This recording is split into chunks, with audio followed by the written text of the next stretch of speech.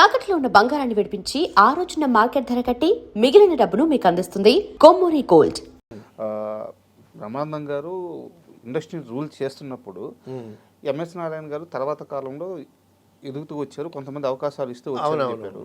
అయితే బ్రహ్మానందం గారి రెమ్యూనరేషన్ కానీ లేదా వేరే ఆప్షన్ లేక ఇండస్ట్రీలో బ్రహ్మానందం గారి రెమ్యూనరేషన్ అలా పెరిగిపోతుంది అనుకొని కొంతమంది వాంటెడ్గా ఎంఎస్ నారాయణ గారిని డెఫినెట్గా ఇప్పుడు ఒక్క బ్రహ్మానందం గారి వల్లే అన్ని సినిమాలు రావు కదా. కరెక్ట్, కమెడియన్స్ కావాలి, వేరే ఆప్షన్ ఉండాలి. ఇప్పుడు విశ్వనాథ్ గారి సినిమాలో బ్రహ్మానందం గారు లేడు, బాపు గారి సినిమాలో బ్రహ్మానందం లేడు. సో మరి వాళ్ళకి కూడా మరి కమెడియన్స్ కావాలి కదా. అప్పుడు బాపు గారు ఏ వేసిన వాడుకున్నారు కొన్ని సినిమాల్లో. అలాగా ఒక్క బ్రహ్మానందం గారి వల్ల అన్ని సినిమాలు వర్కౌట్ అవ్వు. తర్వాత బ్రహ్మానందం గారు రేటు పెంచినందువల్ల, ఈయన రూల్ చేస్తున్నందువల్ల, సో కొంతమంది డైరెక్టర్స్ ఏంటంటే ఆల్టర్నేటివ్గా ఇంకా కమెడియన్స్ని తయారు చేసుకోవాలి అనేటటువంటి ఉద్దేశంతో ఆ ఎంఎస్ నారాయణ గారిని బాగా లేపారు. ఓకే, అందులో ప్రముఖంగా చెప్పుకోవాల్సింది ఈవీవి సత్యనారాయణ గారు. ఈవీవి సత్యనారాయణ గారు పట్టుకుంటే డెఫినెట్గా ఆ కమెడియన్ పైకి రావటం అనేది తథ్యం. ఇంక తిరుగుండదు. ఆయన హస్తం అట్లాంటిది. ఆయన తలుచుకున్నాడంటే చేసేస్తాడు ఆయన. సో ఆ విధంగా ఇంకా కొంతమంది ప్రొడ్యూసర్, డైరెక్టర్, ఎందుకంటే బ్రహ్మానందం గారి కన్నా తక్కువ వస్తాడు, బ్రహ్మానందం గారి కన్నా తగ్గి ఉంటాడు మనిషి. సో కావాలి కదా వీళ్ళకి. అందుకోసమని ఎంఎస్ నారాయణ గారిని మరి బ్రహ్మానందం గారిని భరించలేకో, బ్రహ్మానందం గారి మీద కాస్తో కించిత్ కోపం చేతో, బ్రహ్మానందం గారు దొరక్కో ఎన్నో కారణాలు ఉంటాయి. అవును, ఆ టైంలో ఎంఎస్ నారాయణ గారిని బ్రహ్మాండంగా ఆయన కోసం ప్రత్యేకంగా క్యారెక్టర్స్ అన్నీ రాసి ప్రత్యేకమైన క్యారెక్టర్స్ సృష్టించి ఆయన మీద పాటలు కూడా పెట్టి అలాగా బ్రహ్మాండంగా పైకెత్తారు. మిగతా కమెడియన్లో బ్రహ్మానందం గారు ఎవరితో బాగుండేవారు? ఎంఎస్ గారితో కాకుండా అందరితో బాగుండేవారు? ఆయనకి బాగా ఇష్టలంటూ ఎవరైనా ఉన్నారా? మళ్ళా ఎంఎస్ నారాయణ మంచి ఫైల్లోకి వచ్చిన తర్వాత మళ్ళా బ్రహ్మానందం గారు ఎంఎస్ నారాయణని వాళ్ళ ఫ్రెండ్షిప్ మళ్ళా నడిచింది.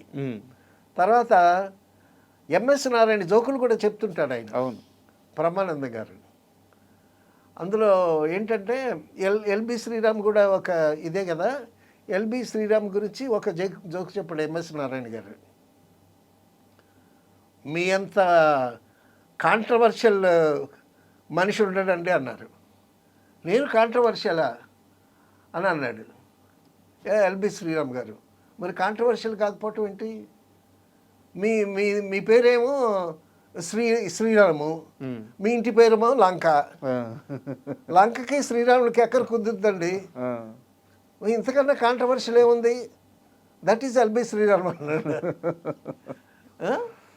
అలాగా చాలా మంచి టైమింగ్ ఉన్న ఆర్టిస్ట్ అండి.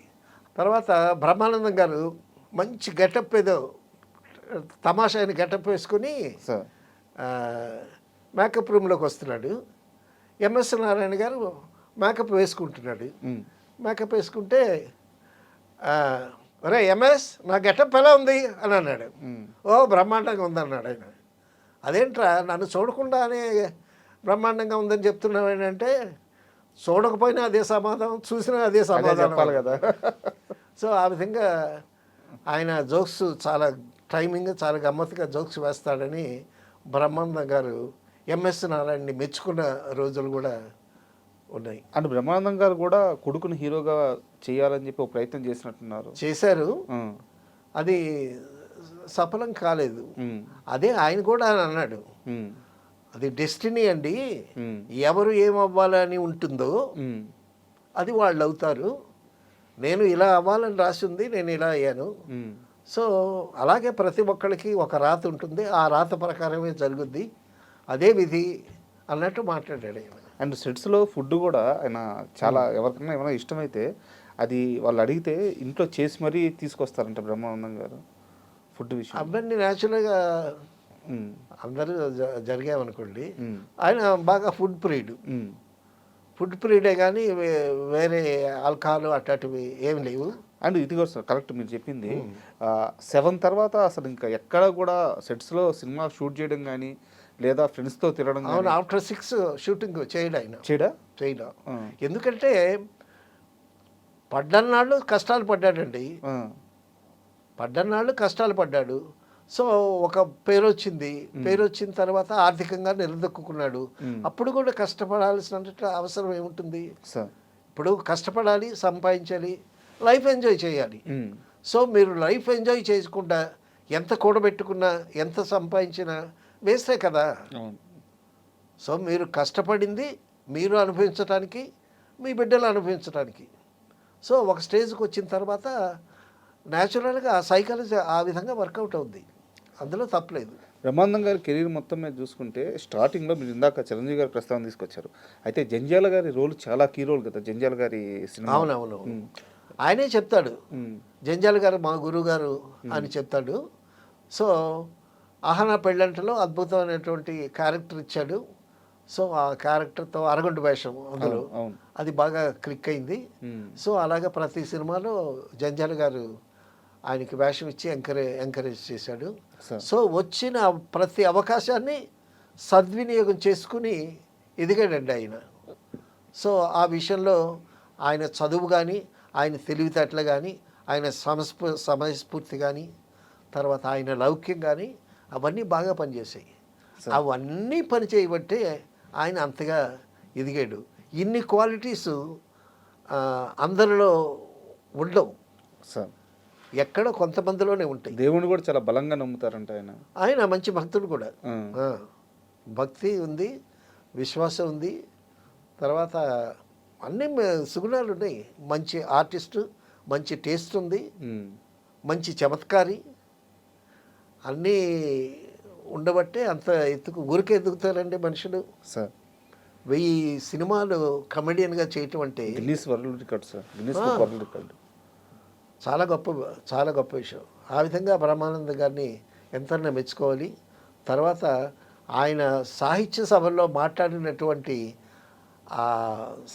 ఆ ఉపన్యాసాలు కానీ వింటే ఉమ్, బ్రహ్మానందం గారిలో ఉన్న లోతు తెలుస్తుంది మనకి. సార్ ఒక్కొక్క పద్యం, ఒక్కొక్క భారత భాగవతాల్లోని పద్యాలు ఒకసారి పద్యం పాడి దాన్ని విశ్లేషిస్తూ ఉంటాడు. ఉమ్, అప్పుడు తెలుస్తుంది ఆయన పైకి కనిపించేటటువంటి కమెడియన్ వేరు, ఆ సాహిత్యంలో ఉండేటటువంటి లోతులు, ఆయన చదువుకున్న లోతులు అవన్నీ నాలెడ్జ్ కానీ ఆ నాలెడ్జి బాగా ఉంటుంది. ఎంతమంది ఉన్నా సరే బ్రహ్మానందం గారి సీరియస్గా మాట్లాడతాడు, మళ్ళా సీరియస్గా మాట్లాడతాడు.